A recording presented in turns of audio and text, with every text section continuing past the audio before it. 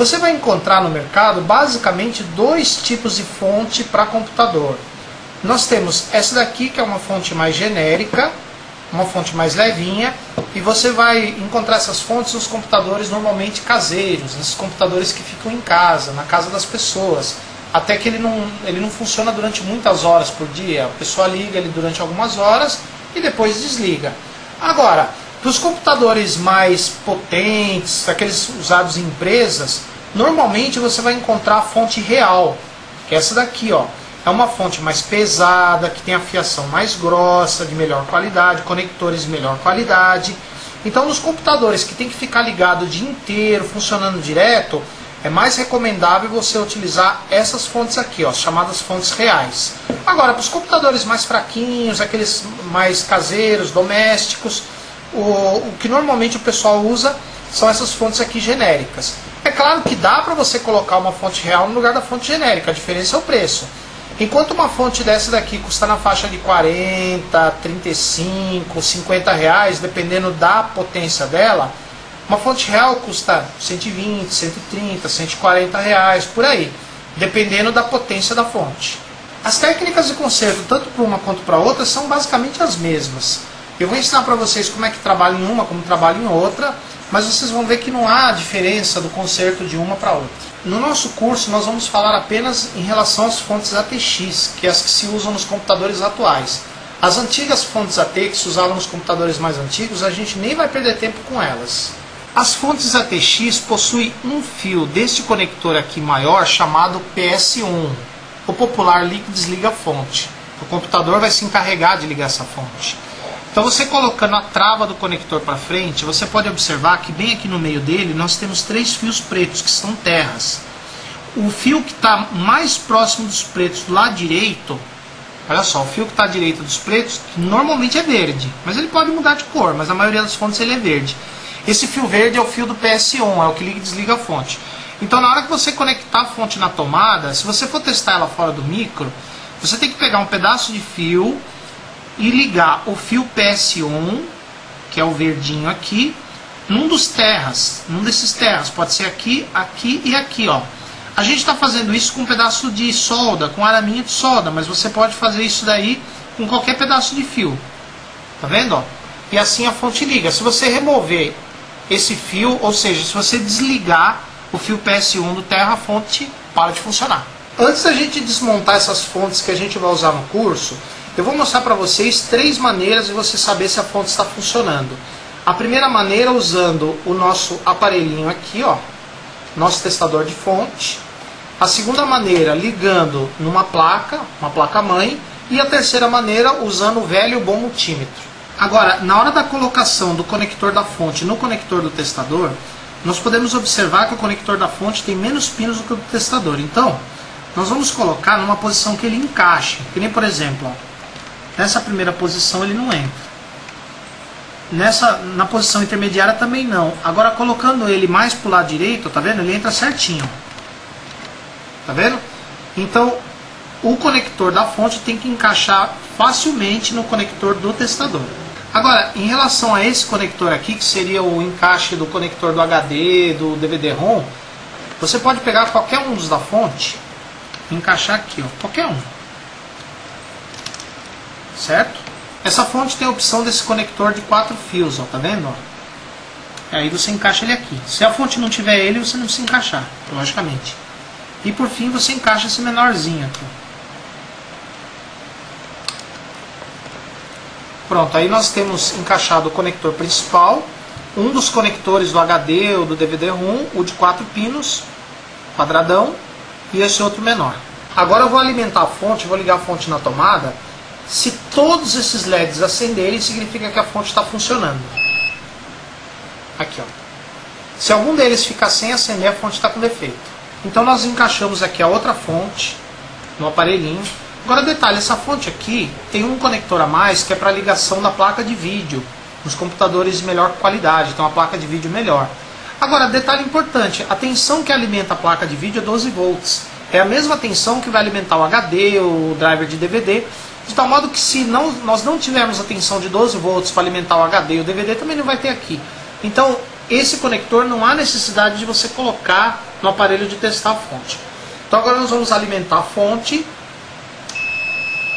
E como nós podemos observar, o aparelho apitou e não acendeu todos os LEDs. Ficou um LED sem acender, indicando para a gente que essa fonte está com defeito. Embora ela esteja rodando o ventilador, mas está faltando uma das tensões. É por isso que essa fonte aqui não está funcionando. Aqui o conector que eu acabei de falar para vocês, o conector usado para alimentar a placa de vídeo. Esse conector só é usado nos computadores de melhor qualidade que tem uma placa de vídeo muito boa. Agora, para usar o testador ele não faz diferença. A segunda maneira da gente testar a fonte é usando uma placa principal, uma placa mãe funcionando. Então nós encaixamos o conector da fonte aqui, vamos alimentá-la. Como podemos observar, o LED da placa já acendeu, indicando que a placa está recebendo uma alimentação. E nessa barrinha aqui de pinos, vai ligado lá no painel do computador, inclusive lá tem a chave liga e desliga, que é um botãozinho de toque. Então para a gente energizar o resto da placa, deixar o resto da placa funcionando, então observe aqui, ó, o primeiro pino, o segundo e o terceiro pino, o pino do meio, você curto-circuita com o pino que está atrás dele. Então aqui, ó, o pino do meio você faz um curto rápido com o pino de trás dele. Então, como vocês podem ver, aqui a placa já está funcionando. Agora eu vou desligar de novo a fonte, energizar. Observe que para a placa entrar em funcionamento você tem que fazer aquele curto-circuito rápido. Isso quem faz é aquela chavinha de ligar do painel do computador, entre o terceiro pino, que é o pino do meio, e o de trás dele. Tá vendo? E aí funciona o resto da placa, indicando pra gente que essa fonte está boa. Então agora nós vamos testar a outra fonte, ligada na mesma placa. Vamos alimentar agora, vamos ligar a fonte. Agora ligamos a placa, a fonte. Vocês observem que o LED acendeu. Nós vamos fazer aquele mesmo curtinho aqui, ó. Olha lá. E vocês observem que a placa não inicializou. Isso indica que, embora essa fonte esteja fornecendo algumas tensões, a placa mesmo não inicializa, indicando que a fonte está com defeito. Agora nós vamos testar a fonte usando o multímetro. Detalhe, começando sempre pelos conectores menores. Os conectores menores nós só temos duas tensões disponíveis, que são os fios amarelos, 12 volts, e os fios vermelhos, 5 volts. Se faltar qualquer uma dessas duas tensões, seja de 12 ou de 5, a fonte já está com defeito. Nunca esquecendo de curto-circuitar o PS, o fio do PS, que é o verdinho, é o mais próximo dos pretos, dos terras, com qualquer um dos terras para a fonte funcionar. E aí a gente poder medir as tensões. Lembrando que nesses conectores menores de fora, você só precisa testar num deles, porque os outros saem dos mesmos pontos lá da fonte.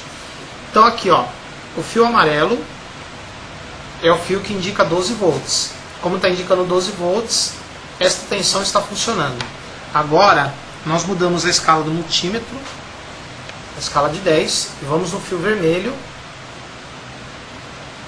A ponta preta sempre nos fios pretos.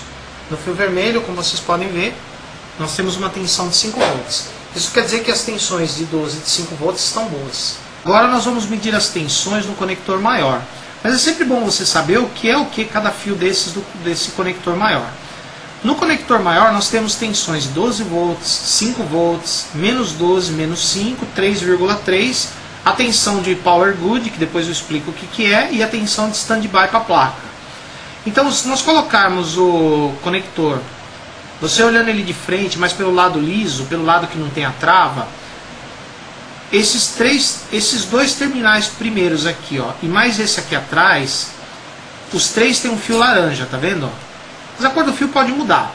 Então, do lado esquerdo, os dois primeiros, o que fica atrás. Aqui nós temos que ter uma tensão de 3,3 volts. Para medir as tensões desse conector, não pode esquecer o seguinte: você deixa a ponta preta em qualquer um dos fios pretos, que são os terras, e com a ponta vermelha você vai medir a tensão em cada pino desse daqui do conector. Então, aqui nos três fios laranjas, nós temos 3,3 volts em cada um.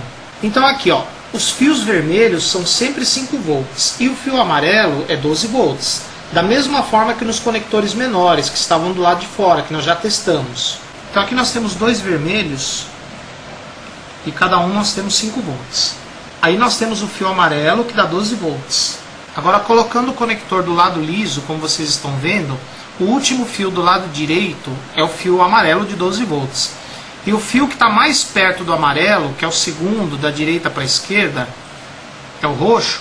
Esse fio roxo é o da tensão de standby. É a tensão que vai alimentar a placa, mesmo que a fonte não esteja ainda pronta para funcionar. Ou seja, com esse curto-circuito aqui, ó. Mesmo que você não curto-circuite esses dois terminais, a tensão de 5 volts no fio roxo você já tem. Então aqui, o fio roxo tem 5 volts.